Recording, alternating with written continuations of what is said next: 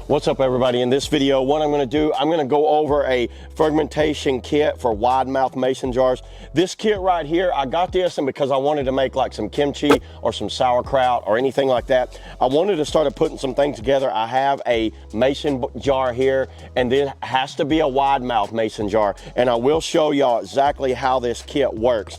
So opening it up here, you're going to get it in this box, and it's packaged with a lot of good padding, so you're not going to break anything in there. And you can see you have these two air kind of release nozzles.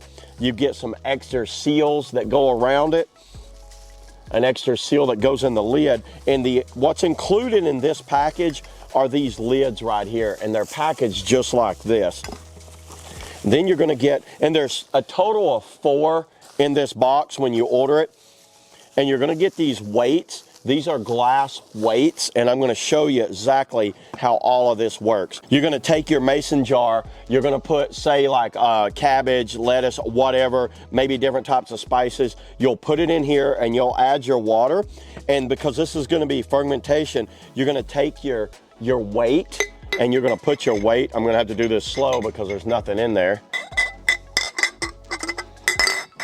You're going to put your weight in there like that, and the weight will keep pressure down, and that way it's going to keep the air going to the top. The problem is the air has to escape, and that's where one of these lids come into play. They have done a really good job on designing this lid and this little air release mechanism. So you'll get your mason jar lid, you're going to plug your air relief in there, and you could see how it works in there.